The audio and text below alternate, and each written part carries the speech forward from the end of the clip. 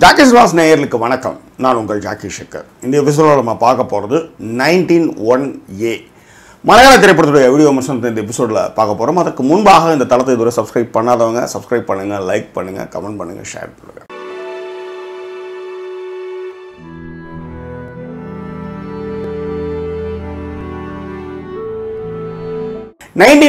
இந்த திரைப்படத்துடைய ஒன்லைன் என்ன அப்படின்னு பார்த்தீங்கன்னா, முற்போக்கு எழுத்தாளரான கௌரி சங்கர் நிறைய கருத்துக்களை சுதந்திரமாக எழுதுறாரு. அதனால் பாதிக்கப்பட்ட அதிகார வர்க்கம் அவரை சுட்டு கொள்ளுது. அவர் ஒரு புக்கு எழுதுறாரு, அந்த புக்கு வெளியே வந்துச்சா இல்லையா அப்படின்றதான் இந்த திரைப்படத்துடைய ஒன்லைன்.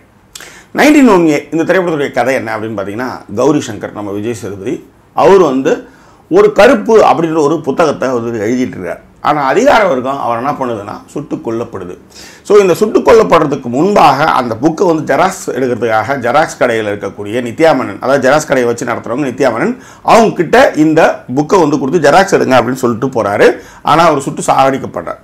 இது எல்லாமே கதை ஆரம்பித்த ஒரு 10 நிமிஷத்துலேயே முடிஞ்சிடுன்னு வச்சுக்கோங்களேன். ஸோ இதன் பிறகு அந்த புத்தகம் பப்ளிஷ் செய்யப்பட்டதா, அதற்கான நெருக்குதல்கள் என்ன, கௌரி சங்கருடைய கொலைக்கு நியாயம் கிடைச்சதா அப்படின்றதான் இந்த திரைப்படத்துடைய கதை. இந்த படத்துடைய plus point, minus point, conclusions இதெல்லாம் இப்போ பார்க்கலாம். ஆக்சுவலி 1901A அப்படின்னா தனி மனித கருத்து சுதந்திரத்தை யாரும் வேணாலும் வெளியிடலாம், என்ன வேணாலும் இந்த ஜனநாயக நாட்டில் எதை வேணாலும் பேசலாம் அப்படின்றதுக்கான சட்டப்பிரிவு, அந்த சுதந்திரத்தை வழங்கக்கூடிய சட்டப்பிரிவு பேர் தான் 1901A. இந்த கௌரி லங்கேஷ் அப்படின்னு ஒரு பெண் பத்திரிகையாளர், அவர் கர்நாடகாவில் இருந்தார். பெங்களூரில் அவர் சுட்டுக் கொல்லப்பட்டார். இதை இன்ஸ்பிரேஷனாக வச்சுக்கிட்டு தான் கௌரி சங்கர் அப்படின்ற ஒரு கேரக்டர் விஜய் சேதுபதி வச்சு எடுத்துட்டு வந்தாங்க. கௌரி சங்கராக விஜய் சேதுபதி ஆப்டாகவே பொருந்திருக்காரு. கொஞ்சம் கொஞ்சம் மலையாளம் பேசுகிறாரு. சில இடங்களில் மலையாளம் பேசுகிறது அந்நியத்தன்மையாகவும் இருக்குது. ஒரு வேர்சடைல் ஆக்டர் அப்படின்னா அது விஜய் சேதுபதி சொல்லலாம். அது விஜய் ஏதாவது ஹீரோனா இந்த பிம்பங்கள் தான் அப்படின்ற அந்த பிம்ப கணக்கை உடைக்கிறாருன்னு வச்சுக்கோங்களேன். ஏற்கனவே விஜய் சேதுபதி மலையாளத்தில் கேமியோ பண்ணாலும் முழு நீளமாக நடித்த அவரை சுற்றி கதை நடக்கக்கூடிய ஒரு படமாக தான் இந்த 1901A நான் பார்க்குறேன். அடுத்தது பார்த்தீங்கன்னா நித்யாமனன், அவங்களுடைய பாட்டு ரொம்ப சிறப்பாக பண்ணியிருக்காங்க. முக்கியமாக அப்பா கிட்ட அப்பா ஒரு வெட்டிக்க சொன்னலிங்கமாக வீட்டில் எந்த வேலையும் செய்யாமல் சுற்றுறப்ப அந்த உணர்வுகளை பார்வைகள்லையும் காட்சிகள் மூலமாகவே வெளிப்படுத்துறது. ஒரு லவ் ப்ரப்போசல் வரும்போது கூட என்கிட்ட இந்த என்ன சொல்கிறது, இந்த ஸ்கூட்டரும் இந்த ஜெராக்ஸ் கடை மட்டும்தான் என்கிட்ட இருக்குன்னு சொல்கிற அந்த வெறுமை, பார்வைகள் அந்த வெறுமையெல்லாம் ரொம்ப அழகாகவே வெளிப்படுத்தியிருந்தாங்க. இந்திரஜித் சுகுமாரன் பப்ளிஷராக வராரு. அவர் ஏதாவது ட்விஸ்ட் அண்ட் டர்ன்ஸ் வச்சுருப்பாருன்னு பார்த்தேன், அதெல்லாம் இல்லை அப்படின்ற மாதிரி. அவருடைய பாட்டு ஓகே தான். பட் இந்த படத்தில் கவனிக்க வேண்டிய விஷயமா நித்யாமனுடைய ஃப்ரெண்டாக வர அந்த முஸ்லீம் பொண்ணு கவனத்தை இருக்கிறாங்க அப்படின்னு சொல்லலாம்.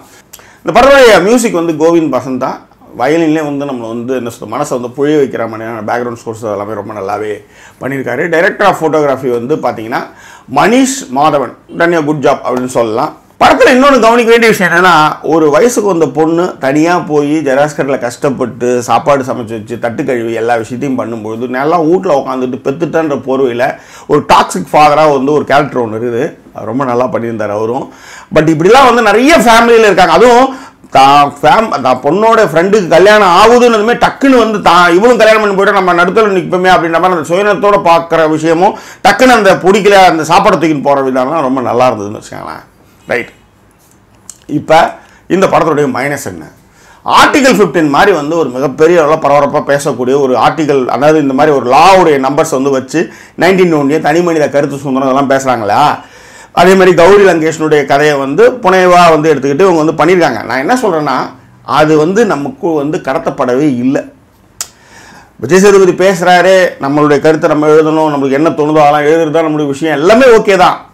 அந்த கருப்பு புத்தகத்தை எடுத்துன்னு போய் கொடுத்து அதை பண்ணும்பொழுது ஏகப்பட்ட பரபரப்பு இருக்கும் இல்லையா? அப்படி ஒரு பரபரப்பு படத்தில் பெருசாக இல்லை அப்படின்றதும், பெருசாக கனெக்ட் ஆக முடியல. நிறைய காட்சிகளில் நம்மளால் கனெக்ட் ஆக முடியல. ஏதோ வந்தானுக்கு வந்தான் போனானுக்கு போன மாதிரி ஒரு படமாக தான் அதை பார்க்கணும், கனெக்ட் ஆகலை. இப்போ உதாரணத்துக்கு போலீஸோடு போய் அந்த கௌரி சங்கருடைய அக்காவை பார்க்க போகிற அந்த காட்சி இருக்கு இல்லையா, நித்யாமன் போய் கட்டி விடுவாங்க. அந்த மாதிரி படம் நெடுக்கலையே அந்த நெருக்கம் இருக்கணும், அந்த கதையோட நம்ம பயணப்படணும், அந்த கதையோட நம்ம கனெக்ட் ஆகணும் அப்படின்ற ஒரு விஷயம் இந்த படத்தில் இல்லைன்றது தான் பெரிய மைனஸ். இது விஜய் சேதுபதி முழுநிலமாக எடுத்த மலையாள திரைப்படம்ன்ற ஒரு பேர் மட்டும்தான் அதுக்கு உண்டோசரம் பெரிய அளவில் ஈர்க்கலை அப்படின்றதான் இங்கே நம்ம சொல்கிற விஷயம். அது மட்டும் இல்லை, சோஷியல் மீடியாவில் கூட பெருசாக இந்த படத்தை பேசப்படலை அப்படின்றதும் இங்கே நம்ம குறிப்பிடக்கூடிய ஒரு விஷயம். இந்த ஒரு டைம் பாஸ் கேட்டகரிக்கு கீழே ஜஸ்ட் லைக் தட் இந்த படத்தை வந்து விஜய் சேதுபதினு ஒருத்தர் நடிச்சிருக்காரு, எப்படி இருக்குன்னு பார்க்கலாம் அப்படின்னா இந்த படத்தை நீங்கள் பார்க்கலாம். That choice is yours. இந்த படத்தினுடைய பெண் இயக்குனர் இந்து விஎஸ் 15 வருட போராட்டத்துக்கு பிறகு இப்படி ஒரு காஸ்டோட ஒரு படத்தை எடுத்திருக்காங்க.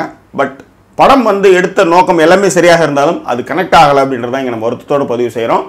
இன்னும் அடுத்தடுத்த திரைப்படங்கள்லாம் அவங்க அந்த தவறுகளை நிவர்த்தி செஞ்சுக்கிட்டு இன்னும் ஒரு ஃபீல் குட்டான மூவி நம்மளுக்கு கொடுப்பாங்க அப்படின்னு நம்ம நம்புகிறோம். படத்துடைய மிகப்பெரிய பலவீனமாக நான் பார்க்குறது என்னென்னா 1901A ஆர்டிகல், அதனுடைய நுட்பங்கள், அதனுடைய கருத்து சுதந்திரம், அந்த மாதிரி விஷயங்களை இதுக்கு பயணிக்காமல் நித்யா மேனனுடைய வாழ்க்கை, அவங்களுடைய வெறுமை, இது சூழ்ந்தே இந்த படம் பயணிக்கிறது தான் இந்த படத்துடைய மிகப்பெரிய மைனஸை நான் பார்க்குறேன். ஏன்னா ஆர்டிகல் 15 எடுத்த அந்த லாவுக்கு ஏற்ற மாதிரி அது கரெக்டாக அந்த நோக்கியே பயணிச்சிருக்கோம். இதில் அந்தளவுக்கு இது பயணிக்கல அப்படின்றத இங்கே நம்ம வந்து ஒப்பீடோட சொல்லக்கூடிய ஒரு விஷயம். ஸோ இந்த படத்தை பார்க்குறது என்பது த சாய்ஸ் இஸ் யுவர்ஸ். வேற என்ன உங்கள் கருத்துக்கள் ஏதாவது பண்ணுங்களை தெரிவித்துங்க. இன்னும் வேறொரு எபிசோடில் உங்களை நான் சந்திக்கிறேன். அதுவரை நன்றி கூறிய விருது உங்கள் ஜாக்கி சேகர். நன்றி, வணக்கம்.